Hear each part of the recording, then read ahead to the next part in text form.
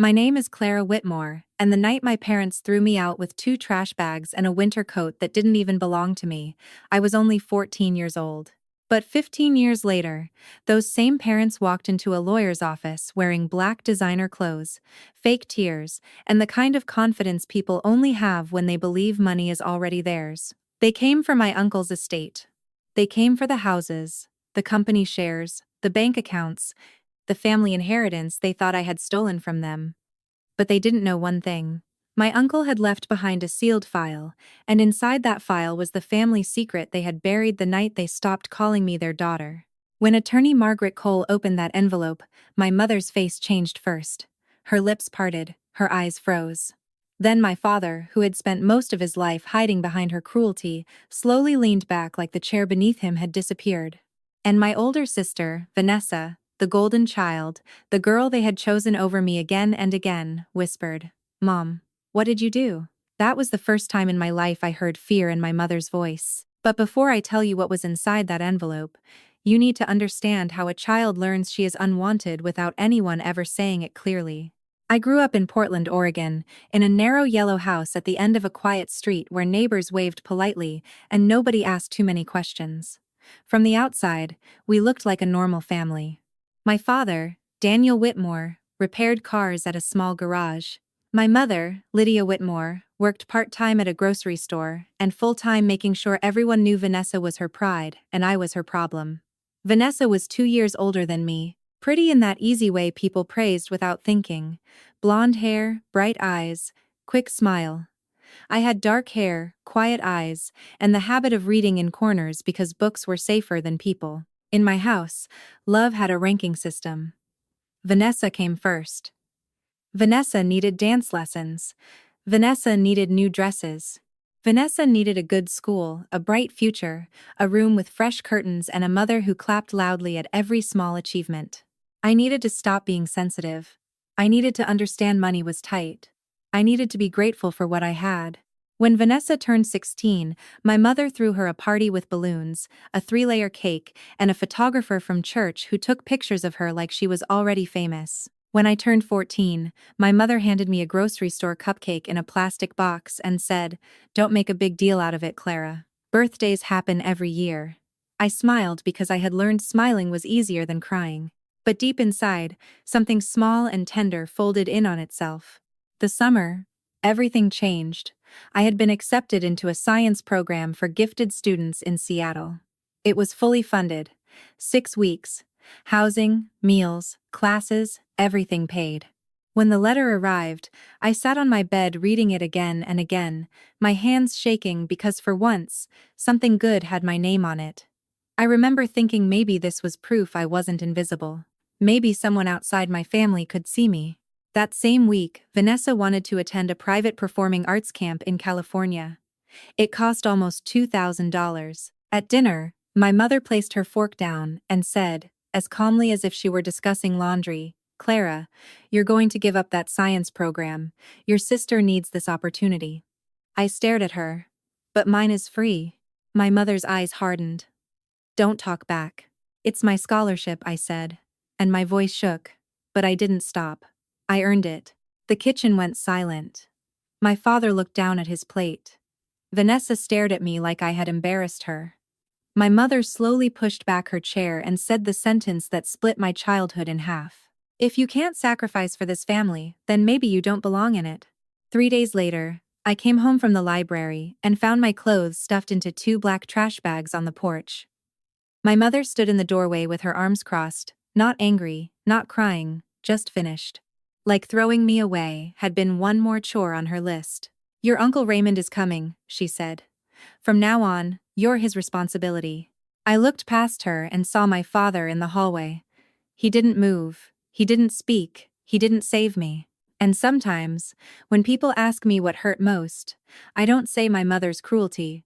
I say my father's silence. Because cruelty cuts once, but silence keeps cutting every time you remember it. I sat on that porch for 4 hours. The sky turned dark. The air got cold. The porch light never came on. Upstairs, I saw Vanessa move behind the curtain. For 1 second, I thought she might come down. Maybe bring me water. Maybe say she was sorry. But the curtain fell back into place, and she disappeared. At exactly 10:13 that night, a black pickup truck turned into the driveway. Uncle Raymond got out wearing an old navy jacket, his hair wet from the rain, his face tight with anger he was trying not to show me. He looked at the trash bags. Then he looked at me. He didn't ask what I had done wrong. He didn't tell me to forgive them. He didn't say family is family. He simply opened his arms and said, "Come here, sweetheart." I broke. I cried so hard I could barely stand. And he held me like someone who understood that a child doesn't need a lecture when her heart has just been broken. She needs a place to land. That night, as we drove toward Seattle, rain sliding down the windshield, I kept asking myself what I had done to become so easy to discard. I didn't know that while I was sitting outside in the cold, my parents had been inside signing a legal document that would one day destroy every lie they told about me. And if you're listening to this right now, if you've ever been made to feel like you were too much, not enough, or somehow harder to love than everyone else, please stay with me. Because what happened next did not just reveal a family secret. It revealed the difference between people who share your blood and people who actually choose you. Uncle Raymond gave me a small bedroom in his Seattle home, a desk by the window, and something I had never felt before: peace. He owned a modest real estate company called Whitmore Property Group. Nothing flashy from the outside, but he had built it slowly, honestly, one building at a time. He never had children of his own, and he never treated me like a burden. On my first morning there, he made pancakes too dark on one side and said, "I'm not good at this parent thing, Clara, but I'm willing to learn if you are." That was the first time an adult admitted they didn't know everything. Over the next years, I studied like my life depended on it, because in a way, it did. I graduated at the top of my class. I went to the University of Washington. I studied finance. I worked summers in Uncle Raymond's office, first filing paper, how people could hide greed behind polite words and expensive suits. By 27, I was the chief operating officer of his company. By 29, I knew the business almost as well as he did. And every birthday, he wrote me a card with the same line at the bottom: "You were never the unwanted child, Clara. You were the child they were too blind to value." I believed him most days. But then, Uncle Raymond got sick. And when he passed away, my biological family suddenly remembered I existed. Not because they missed me, because they smelled inheritance. One week after his funeral, my mother called me for the first time in 9 years. I answered, but I didn't say Mom. I said, "Lydia." There was a pause, sharp and cold. Then she said, "Clara, we need to talk about your uncle's will." And just like that, 15 years of silence ended exactly the way it had begun. With greed. I didn't answer her right away, not because I didn't know what to say, but because I already knew exactly where that conversation would go. When someone has ignored your existence for nearly a decade and then suddenly says, "We need to talk," it's never about love, it's about leverage. "Clara, are you there?" Lydia's voice sharpened slightly, that familiar edge returning, the same tone she used when I was a child, and she expected immediate obedience. "I'm here," I said calmly, leaning back in my office chair, looking out over the gray Seattle skyline. "What do you want?" There was a brief silence, like she was adjusting her script. "We heard about your uncle," she said, her voice softening just enough to sound appropriate. "We're very sorry for your loss." I almost smiled. Not because it was funny, but because it was predictable. People like Lydia didn't apologize, they performed. "The memorial was last week," I replied. "Oh, yes, well," she hesitated, then moved quickly past it. "We also heard there's going to be a will reading." There it was. No more pretending. "Family should be there for something like that," she continued. "After all, Raymond was your father's brother." I closed my eyes for a second, feeling something old and heavy rise in my chest. Not pain exactly, more like a memory of pain. "You mean the brother he hasn't spoken to in years?" I asked quietly. "That's not the point," she snapped, then caught herself. "The point is, we have a right to be there. A right." That word stayed with me long after the call ended. Because the last time Lydia had talked about rights, she had signed mine away. That afternoon, I sat in my office with the file Margaret Cole had given me, flipping through documents I hadn't fully processed yet. Legal summaries, asset lists, property valuations.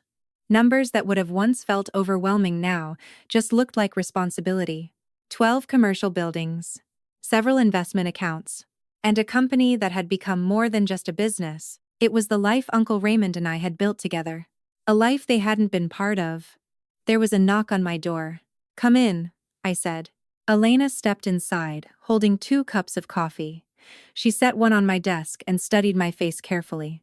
"She called, didn't she?" she asked. I nodded.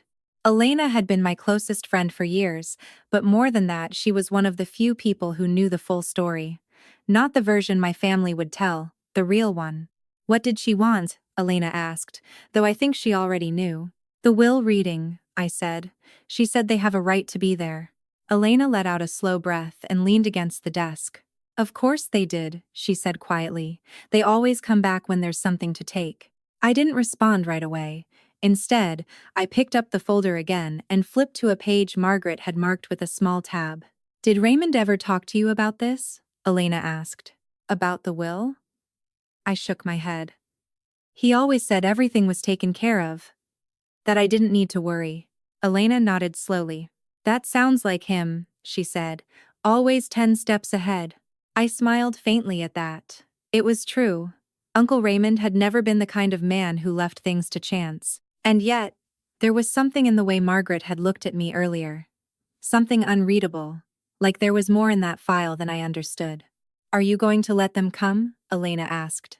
I looked at her, then back at the window. "If they don't come," I said slowly, "they'll just create problems another way." "Legal challenge?" she guessed. "Most likely," I said. "And if they do that, everything gets delayed. The company gets tied up. Tenants get affected. Employees." I didn't finish the sentence. Elena nodded again, understanding immediately. "So either way, they're trying to force your hand." "Exactly." There was a long pause. Then Elena asked the question I had been avoiding. "What do you want to do?" I sat there for a moment, feeling the weight of that question settle in. Because for most of my life, I didn't get to decide what I wanted. I adapted. I endured. I survived. But this time, it was different. "I don't want to fight them," I said quietly. Elena raised an eyebrow slightly. "But," I continued, "I'm not going to hide from them either." She studied me for a second, then gave a small nod. "That sounds like you," she said. That night, I went home and sat alone in the living room, the same room where Uncle Raymond and I had spent countless evenings talking about everything and nothing. The couch still had the slight indentation where he used to sit. The bookshelf still held the same worn paperbacks he refused to replace. I picked up one of his old journals from the coffee table. He used to write things down, not daily entries, just thoughts, observations, reminders. I flipped through the pages slowly. Most of it was business notes, ideas for investments, reminders about meetings. But then I found a page that stopped me. The handwriting was firmer, more deliberate. "People show you who they are when there is something to gain. Believe them the first time." I stared at that sentence for a long time.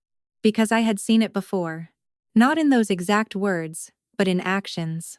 In a birthday with no candles. In a scholarship I was told to give up. In 2 garbage bags on a porch. And now, in a phone call that came too late to mean anything. I closed the journal and leaned back, letting out a slow breath. The will reading was in 3 days. 3 days before everything that had been buried for 15 years would finally come into the light.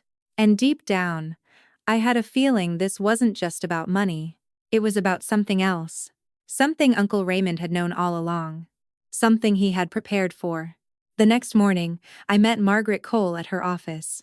She greeted me with the same calm professionalism, but there was a slight shift in her expression, like she had already moved 3 steps ahead in a conversation we hadn't fully had yet.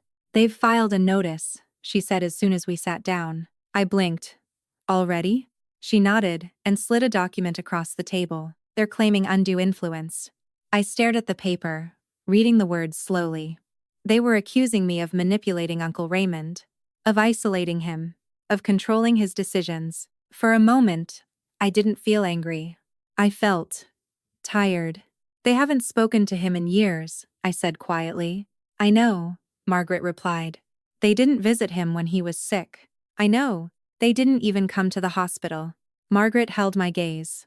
I know, she repeated gently. There was a pause. Then she leaned forward slightly. Clara, your uncle anticipated this. Something in the way she said it made my chest tighten. What do you mean? Margaret opened another folder and placed it in front of me. There are documents, she said carefully. Records from years ago, instructions he left, specifically for this situation. My fingers hovered over the edge of the file. Have you read them? I asked. Margaret nodded. And? She didn't answer immediately. Instead, she looked at me in a way that felt both steady and almost protective. Let's just say, she said slowly, when this is revealed, it will change everything. My heart started to beat a little faster. About the will? I asked. Margaret shook her head slightly. No, she said. About your family. And in that moment, I understood something very clearly. This wasn't just an inheritance drama. This wasn't just about greedy relatives coming back for money. This was about a truth that had been hidden for years. A family secret. And in 3 days, it was going to be revealed. I didn't open the file right away. Not because I wasn't curious, but because something inside me already understood this wasn't just paperwork. This was the kind of truth that doesn't just answer questions. It rearranges your entire past. Do you want to review it now? Margaret asked gently. I shook my head. Not yet, I said. I want to hear it the way he intended. She studied me for a second, then nodded. That's exactly what he expected you to say. Of course he did. Uncle Raymond always knew me better than I knew myself. The next 3 days passed in a strange, quiet tension. Nothing dramatic happened on the outside. Meetings continued. Emails were answered. The business moved forward like it always did. But inside me, everything felt like it was waiting. Waiting for something to break.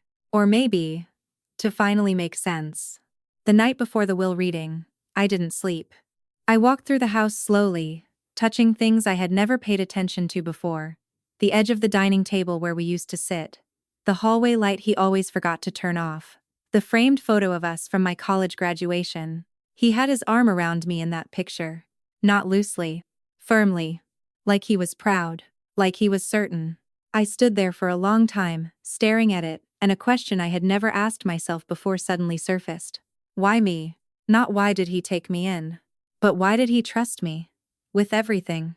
I exhaled slowly and whispered into the quiet room. I hope I'm enough. The next afternoon, the sky over Seattle was heavy and gray, the kind of sky that makes everything feel more serious than it already is. I arrived early. Not because I was nervous, but because I didn't want to walk into that room reacting to anyone. I wanted to be steady. Margaret's office was already prepared. Documents neatly arranged. Chairs placed with intention. Everything structured. Everything controlled. Unlike what was about to happen, people began arriving one by one. Business partners. A few charity representatives. 2 senior managers from our company. And then, the elevator doors opened. I didn't need to turn to know it was them. You can feel certain people before you see them. Lydia walked in first. Same posture. Same controlled expression. Same need to own the room before anyone else could. Behind her, my father followed, quieter, heavier somehow, like time had finally caught up with him in ways he couldn't hide. And Vanessa, she looked different. Not in appearance, but in energy. Less confident. More uncertain. Like she wasn't entirely sure she belonged here. For a brief second, our eyes met. And something passed between us. Not connection. Not forgiveness. Just recognition. Then it was gone. Clara, Lydia said, her voice smooth, measured. Not warm. Never warm. Lydia, I replied. Not Mom. Not anymore. Not for a very long time.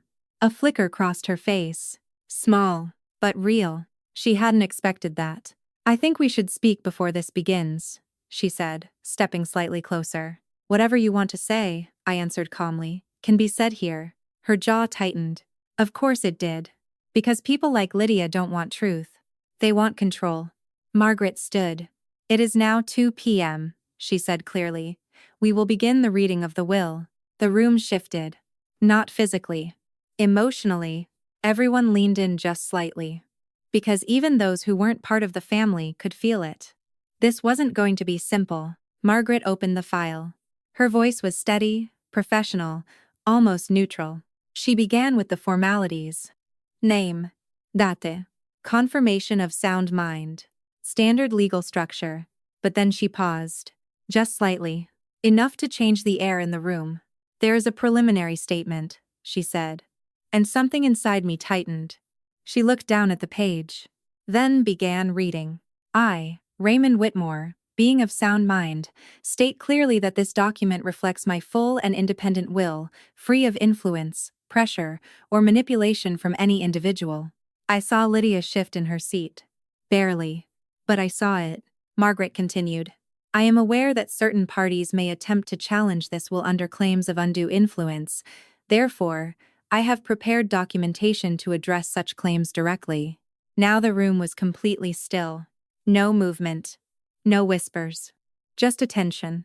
Margaret turned the page. This includes records, correspondence, and legal documents spanning over 15 years, detailing the nature of my relationship with Clara Whitmore and the absence of meaningful relationship with other biological relatives. Vanessa's breathing changed.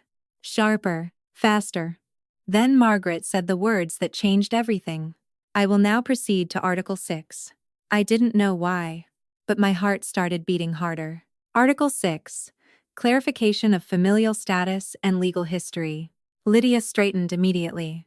This is unnecessary, she said quickly. We're here for the estate. Margaret didn't look up. She just continued reading. On August 3, 2009, Daniel and Lydia Whitmore executed a legal document relinquishing parental responsibility for their minor daughter, Clara Whitmore. The room froze. Not quiet. Frozen. My breath stopped. Not because I didn't remember that night, but because I didn't know it had been formalized. Legal. Permanent. Margaret continued, her voice steady. This document transferred full guardianship to me, Raymond Whitmore, without conditions, and was signed voluntarily by both parents. No, Lydia said sharply. That's not. But her voice cracked, and she stopped. I turned slowly. Looked at her. Really looked. And for the first time in my life, I didn't feel small. You signed it, I said quietly. Not angry. Not accusing. Just stating truth. My father's face had gone pale. Vanessa stared at the table. And Lydia. She didn't deny it. Because she couldn't. Margaret placed a copy of the document on the table. For the record, she said, this document has been verified and certified. No one touched it. No one moved. Because the truth has a way of making people very still. I felt something shift inside me. Not pain. Not anger. Something else. Clarity. Because for years, I had carried a question. What did I do wrong? Why wasn't I enough? Why was I so easy to let go? And now, I finally had my answer. It was never about me. Margaret turned another page. There is an additional clause, she said, and something in her tone changed. Softer. More intentional. This clause is to be read only after the above statement has been acknowledged. She looked up. Straight at me. Clara, are you ready for this? I didn't hesitate. Yes. Because whatever came next. I already knew one thing for certain. The story I had been living my whole life was about to be rewritten. I didn't realize I was holding my breath until Margaret unfolded the next page, and the sound of the paper seemed louder than anything in the room, louder than Lydia's silence, louder than the memory of that night on the porch, louder than the question I had carried for 15 years, because something in the air told me this was the part Uncle Raymond had protected the most, the part he didn't trust anyone to discover too early, the part he saved for the exact moment when the truth would no longer be ignored or twisted or buried again. Margaret adjusted her glasses slightly and began reading, her voice still calm but carrying a weight that made every word land harder than the last. There is a matter I have chosen not to reveal during my lifetime, not because I feared the truth, but because I wanted Clara Whitmore to grow without the burden of it before she was ready to understand what it truly meant. Something inside my chest tightened. A truth? He had hidden? For many years, Margaret continued, Clara believed she was simply a child who was not wanted, a child given away, a child overlooked in favor of another, and while that is partially true, It is not the full truth. The room didn't just go quiet. It leaned in. Even Lydia stopped breathing loudly. Even my father looked up. Even Vanessa's tears paused halfway down her cheek. Because everyone understood this wasn't about money anymore. This was about identity. And then Margaret read the sentence that shattered something deep inside me. Clara Whitmore is not the biological daughter of Lydia Whitmore. For a moment, nothing existed. Not the room. Not the people. Not even time. Just that sentence, echoing. Not her daughter. Not her daughter? I blinked, but the world didn't come back into focus right away. It was like my mind refused to accept what it had just heard. Like it was waiting for Margaret to correct herself, to say there had been a mistake, to soften it somehow. But she didn't. She kept reading.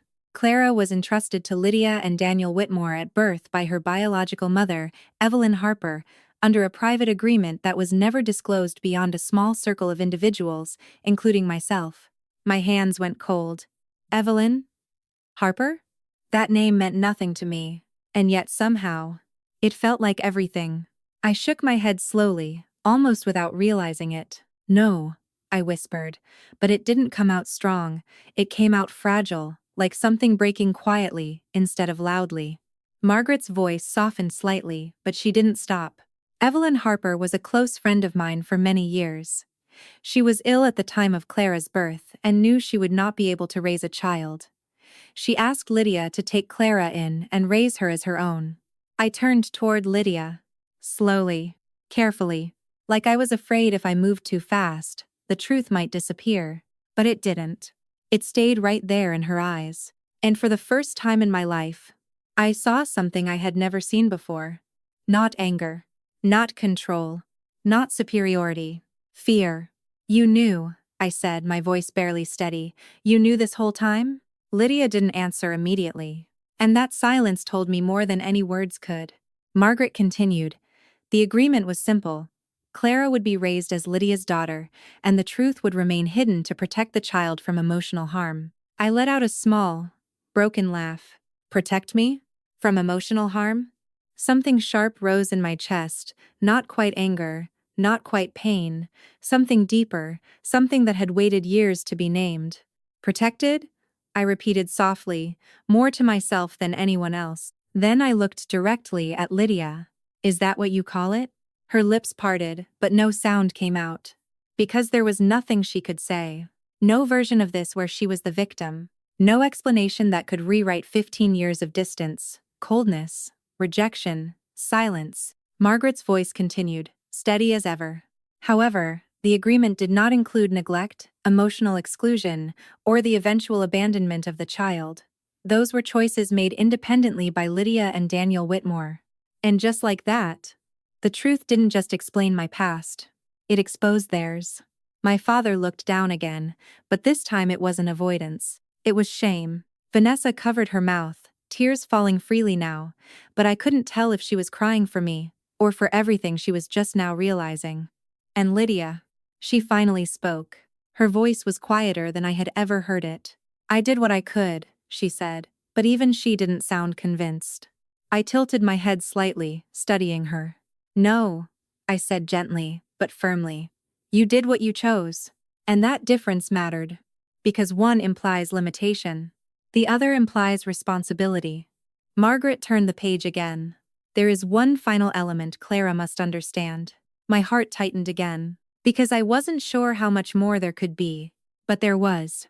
There exists a private trust established by Evelyn Harper prior to her death, intended solely for Clara Whitmore. The room shifted again. Not emotionally this time. Strategically. I saw it in Lydia's eyes immediately. Money. Again. Always money. But Margaret didn't pause. This trust has been under my supervision for over 15 years and was never disclosed to Lydia or Daniel Whitmore. Now Lydia's head snapped up. What? She said sharply, but Margaret didn't even acknowledge her. She was speaking to me. Only me. The trust includes financial assets, property interests, and long-term investments, currently valued at approximately $12 million. The number landed in the room like a shockwave, but strangely, it didn't hit me the way it hit them. Because for once, it wasn't about what I was losing. It was about what I had never even known I had. Margaret folded her hands gently. Clara, this was your mother's final act of love. Mother. Not Lydia. Someone else. Someone I had never known. Someone who had chosen me. Even if she couldn't stay. My vision blurred, but this time it wasn't confusion. It was something else. Grief. But not the kind that destroys you. The kind that finds you. And I realized something in that moment that changed everything. I was never unwanted. I was entrusted. I closed my eyes for a second, just long enough to breathe through it, to let it settle, to let the version of myself I had believed in for so many years slowly dissolve. Then I opened them again, and everything looked different. Not because the room had changed, but because I had. Lydia leaned forward suddenly, her voice returning, sharper now, desperate. This changes things, she said quickly. If there was another financial source, then… No, I said. Just one word. But it stopped her. I looked at her calmly. It doesn't change anything. Because for the first time in my life, I wasn't trying to understand her anymore. I wasn't trying to be enough. I wasn't trying to belong. I already did. Just… not here. Margaret nodded slightly, like she had been waiting for that moment. There is one final section, she said. And I knew we weren't done yet, because the truth had been revealed. But what came next would decide what I did with it. The room didn't settle after that. It couldn't. Because once a truth like that is spoken out loud, it doesn't just sit there quietly. It moves through people. It changes the way they look at each other. It strips away the last layer of pretending. And what's left is never as controlled as anyone hoped it would be. Margaret placed the final document on the table, but she didn't open it immediately. She looked at me first, not like a lawyer, not like someone following procedure, but like someone making sure I understood what was about to happen next. This last section, she said carefully, was written by Raymond personally. He asked that it be read only if all prior disclosures were completed. I nodded slowly. I want to hear it. My voice didn't shake. Not anymore. Because whatever this was, I was ready. Margaret opened the page. Her tone softened just slightly, not unprofessional, just human. And then she began. Clara, if you are hearing this, it means the truth has already been revealed, and that is exactly how I intended it. Not sooner. Not later. At the moment when you no longer need it to define you, but can finally understand it without breaking. My chest tightened. That was him. That was exactly how he spoke. You have spent many years believing you were less than, overlooked, unwanted, or somehow difficult to love. I want you to hear this clearly, not as comfort, but as fact. You were never the problem. Something inside me gave way. Not loudly. Not dramatically. Just quietly. Like a knot finally loosening after being pulled tight for too long. You were placed in a situation where truth was hidden, and where people who were given the responsibility to care for you did not rise to that responsibility. That is their failure. Not yours. I glanced toward Lydia. She wasn't looking at me. She was staring at the table, her hands clenched so tightly her knuckles had turned white. For the first time. She looked small. I did not tell you earlier because I wanted you to build your life based on your own strength, not on a hidden past. And you did exactly that. Everything you achieved, every step you took, every moment you chose to keep going when it would have been easier to stop, that was you. Tears blurred my vision again. But this time I didn't fight them. Because this wasn't weakness. This was recognition. I did not save you, Clara. You saved yourself. I only gave you a place where you could do it safely. The silence in the room deepened. No one shifted. No one whispered. Because this wasn't just a will anymore. It was something else. There will be people in that room who will try to redefine what happened. They may call it misunderstanding. They may call it hardship. They may even call it love. Do not accept definitions that erase your experience. I felt that sentence settle into me like something solid. Something I could stand on. You do not owe anyone access to your life simply because they share a history with you. You do not owe forgiveness where there is no accountability. And you do not need to carry anyone else's guilt to prove your kindness. My breath caught slightly. Because that was the part I didn't know I needed. If you choose to forgive, let it be for your own peace. If you choose distance, let it be without guilt. And if you choose to build something new, something better, do it knowing you are not starting from loss. You are starting from truth. Margaret paused briefly, then continued with the final lines. The estate I leave you is not a reward. It is not compensation. It is simply a continuation of what we built together. Use it well, use it wisely, and most importantly, use it freely. With love, Raymond. Margaret lowered the paper, and just like that, it was done. No dramatic ending. No sudden movement. Just silence. The kind of silence that doesn't feel empty. It feels full. For a moment, no one spoke. Then Lydia stood up abruptly.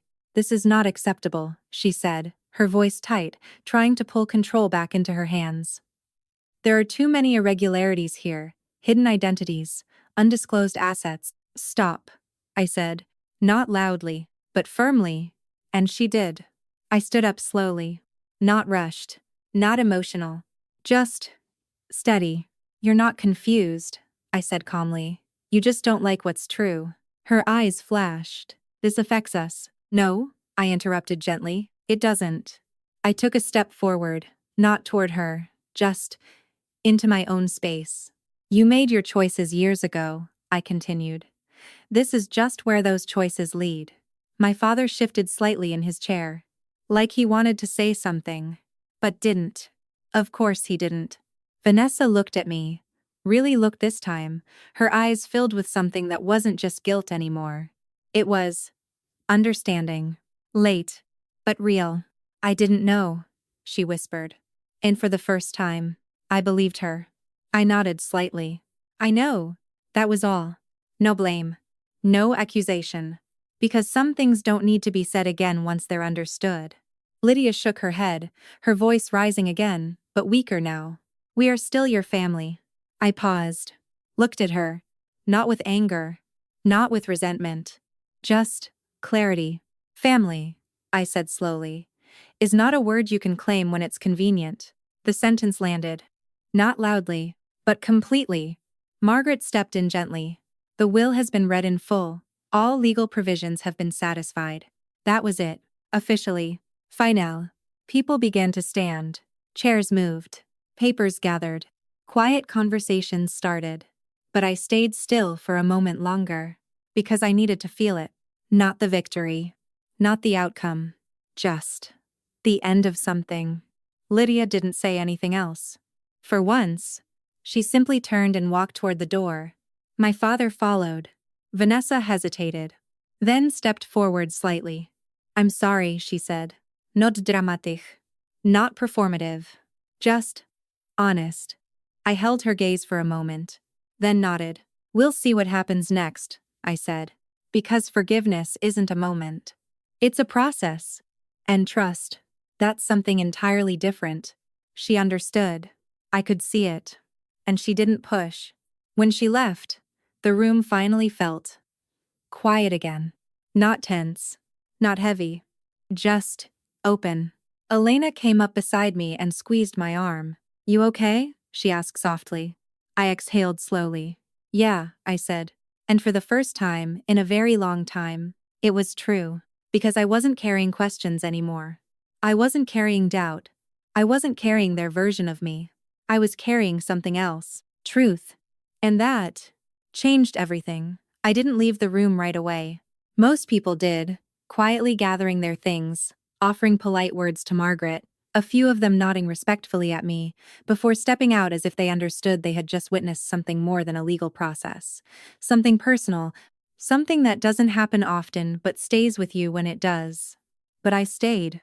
Not because I didn't know where to go, but because for the first time in my life, I didn't feel like I needed to go anywhere to escape something. I was already free of it. Elena stood beside me for a moment, then said softly, "I'll give you a minute," and stepped out without waiting for an answer. Margaret remained at the head of the table, organizing documents with the same steady precision, but there was a gentleness in the way she moved now, like she understood that the room still held something fragile. "Clara," she said after a moment. "There are a few legal steps we'll need to handle over the next 2 weeks, but nothing urgent today." I nodded. "Thank you," I said. And I meant it, not just for the work, but for the way she had held that moment together without letting it become something messy or cruel. She gave a small, respectful nod. Your uncle was very clear about what he wanted, she replied.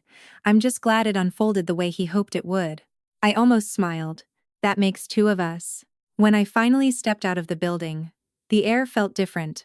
Not lighter, not brighter, just clearer. The sky was still gray, the same heavy clouds hanging over Seattle, the same quiet drizzle beginning to fall. But something inside me had shifted in a way I couldn't quite put into words yet. I stood there for a second longer than necessary, letting the rain touch my face, not moving to avoid it. Because for years, I had been bracing against things. And now, I didn't have to. The phone rang before I even reached my car. Unknown number. I looked at it for a second, then answered. Hello. There was a pause. Then, my father's voice. Clara. I didn't respond right away. Not out of hesitation. Just space. I wasn't sure if you'd answer, he said. I wasn't sure either, I replied calmly. Another pause. Longer this time. I just wanted to say, he started, then stopped. And I realized something in that moment. He didn't know how to say it. Not because the words didn't exist, but because he had never practiced using them. I know I didn't do what I should have back then, he said finally, his voice lower than I remembered. I should have stopped it. Stopped it. Not participated. Not agreed. Just stopped it. It was a small sentence, but it carried something real. I was afraid, he added quietly. And for the first time, I believed him, not because it excused anything, but because it explained something. Fear doesn't make people kind. It makes them passive. And sometimes, passive people cause just as much damage as cruel ones. I leaned lightly against the car, rain tapping softly on the roof. I know, I said. There was a slight inhale on the other end of the line, like he hadn't expected that answer. I don't expect anything from you, he continued quickly. I needed you to hear that. I nodded, even though he couldn't see me. I heard you, I said. And that was enough. Not forgiveness. Not reconciliation. Just acknowledgement. We ended the call shortly after. No dramatic ending. No promises. Just a door that wasn't fully closed. But wasn't open either. That evening, I went back to the house. The same house that had once felt like safety. Then responsibility. And now, something else entirely. I walked into the living room, sat down on the couch, and for the first time since the will reading, I allowed myself to feel everything without holding it together. The anger, the sadness, the relief, the confusion. And underneath all of that, something quiet, something steady, something new. I picked up Uncle Raymond's journal again. Open to the same page. People show you who they are when there is something to gain. I traced the line lightly with my finger. Then closed the journal. Because this time, I didn't need the reminder. I already knew. The next few days passed slower. Not because there was less to do, but because I was doing things differently. More intentionally. More present. At work, I met with the team. Not to announce anything dramatic. Just to reassure them. The business continues, I said simply. Nothing changes where it matters. And it was true. Because what we built was never based on one moment. It was built over years. On consistency, on trust, on showing up. A week later, I received an email. Short. Sampler. From Vanessa. I don't expect a reply. I just wanted to say I see it now, and I'm sorry I didn't then. I read it twice. Not looking for hidden meaning. Not analyzing it. Just reading it. Then I closed it. Didn't respond. Not because I rejected it, but because I didn't need to rush into something I didn't fully understand yet. Growth isn't immediate. And neither is healing. A few days after that, Margaret called. The trust has been transferred, she said. Everything is now fully under your control. $12 million. A company. Properties. Assets. A future. All placed in my hands. But strangely, that wasn't what stayed with me. Not the numbers. Not the scale. Not the power. It was a single sentence. From a letter. from a man who had never once made me feel like I had to earn his care. You were never the problem. And I realized something in that moment. Something I wish I had known years ago. When people fail to love you correctly, it doesn't mean you are difficult to love. It means they don't know how. And once you understand that, everything changes. That night, I stood in front of the window, looking out at the city lights reflecting off the wet streets, and for the first time in a very long time, I didn't feel like I was catching up to my life. I felt like I was finally living it. And what came next wasn't about proving anything to anyone. It was about choosing what kind of life I wanted to build. From here forward, I didn't wake up the next morning feeling transformed. No sudden clarity. No dramatic sense of everything is fixed. Healing doesn't work like that. It's quieter. It's the absence of something that used to be there all the time. The constant questioning. The small voice asking, "Am I enough?" The habit of shrinking just a little in certain rooms. That voice didn't disappear overnight. But it got, softer. And that was enough. A few days later, I found myself back in Uncle Raymond's office. Not because I had to be there, but because something about that room still felt like guidance. The desk was exactly how he left it. Papers aligned, pens in the same holder. The small scratch on the corner where he used to tap his ring when he was thinking. I sat down in his chair slowly, not trying to replace him, just trying to understand what it meant to continue something he had built. On the right side of the desk, there was a folder I hadn't opened yet. No label. Just there. I hesitated for a second, then reached for it. Inside was a single document. A handwritten page. His handwriting. Clara. If you ever sit at this desk and wonder what comes next, this is my answer for you. I exhaled slowly. Of course he had left something like this. Of course he knew I would come here. You don't need to become me. You don't need to run this company the way I did. And you don't need to prove anything to anyone who doubted you. I leaned back slightly, letting the words settle. You only need to decide what matters to you, and build from there. That line stayed with me, because for most of my life, I wasn't building. I was reacting, adapting, surviving. Success is not in what you hold. It's in what you choose to create with it. I looked around the room again. The company, the assets, the inheritance. For the first time, I didn't see them as something I had to protect. I saw them as something I could use. There are people out there who are exactly where you once were, overlooked, dismissed, told they are not enough. If you ever feel lost, find them, and help them. I swallowed slowly. Because that felt like direction. I folded the paper carefully and placed it back in the folder. Not as something to store away, but as something to return to. That afternoon, I called Margaret. I want to set something up, I said. What kind of structure? She asked. A foundation, I replied. Scholarships, support programs, something long-term. There was a brief pause. Then I heard a small smile in her voice. He would have liked that. I smiled too. I think so. The next few weeks moved differently. Not faster. Not slower. Just more intentional. We began outlining the foundation. Working with advisors. Looking at real numbers, real impact, real people who could be reached. Not as a reaction to the past, but as a decision about the future.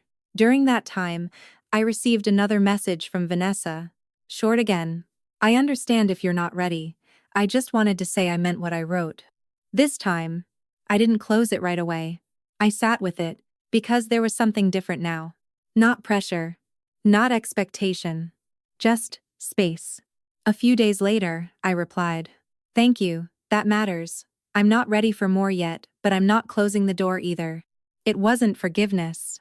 Not fully. But it was honesty. And sometimes, that's where everything begins. Lydia never contacted me again. Not after the will reading. Not after my father's call. Not after anything. And strangely, that silence felt different this time. Not heavy. Not painful. Just distant. Like a chapter that had already ended. My father sent one more message. I hope you're doing well. I read it. Then replied simply. I am. And for the first time, there was no hidden meaning behind it. Months passed. The foundation officially launched. The first group of students selected. I attended the small ceremony where we announced it.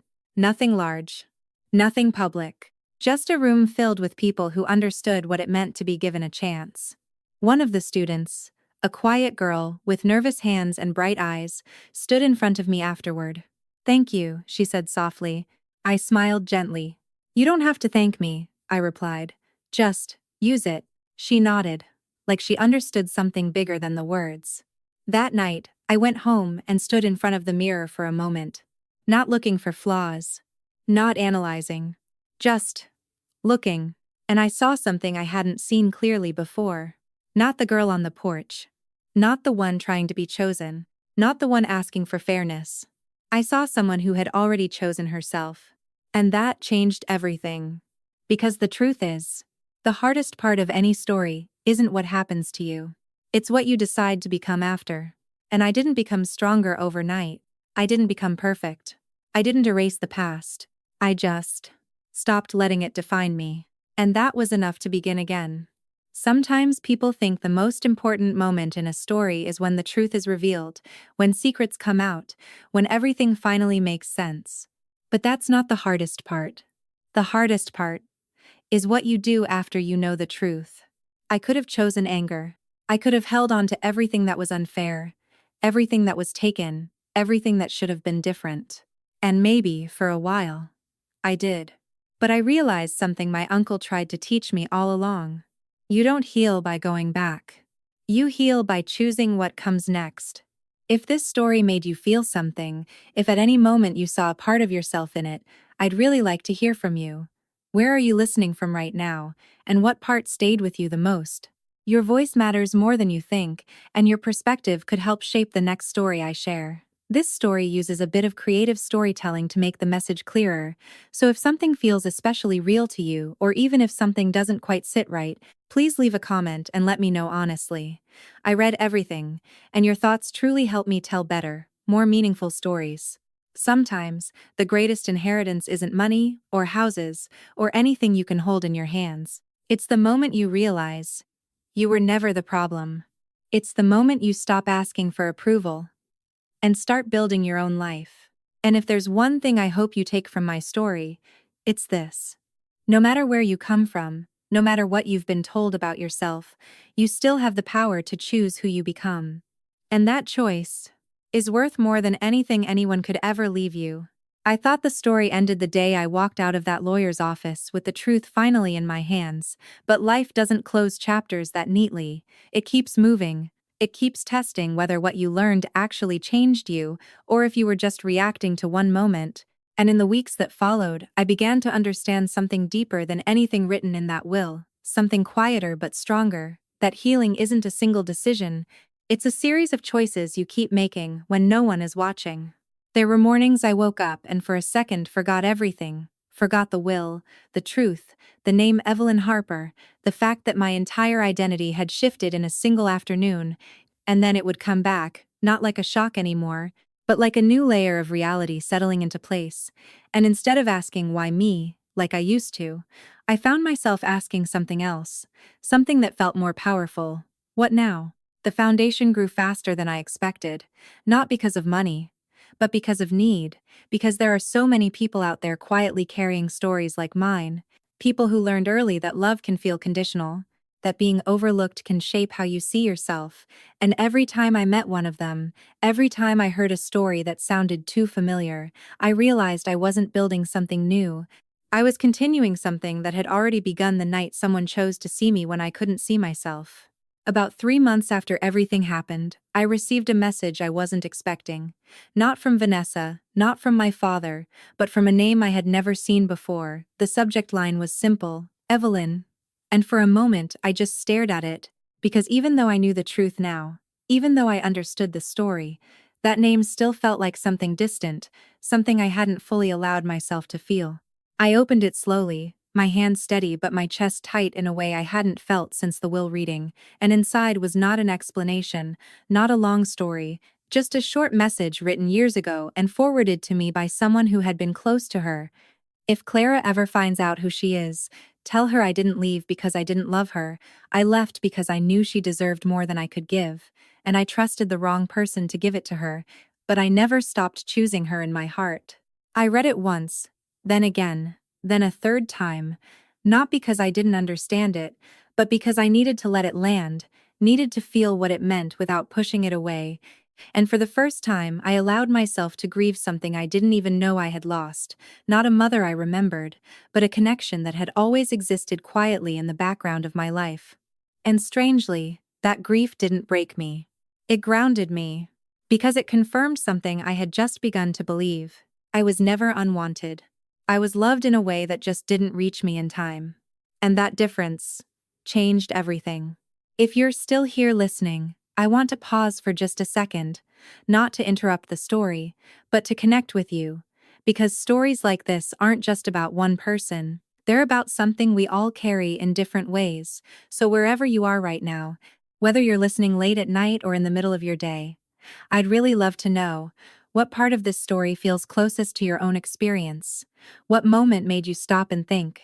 Because your perspective matters, and it helps me share stories that are more real, more honest, more meaningful for everyone who listens. Time moved forward, not dramatically, not like a movie where everything suddenly becomes perfect, but quietly, steadily, the way real life does, and I found myself building routines that didn't include looking back as often, not because I was trying to forget, but because I no longer needed to revisit every moment to understand myself.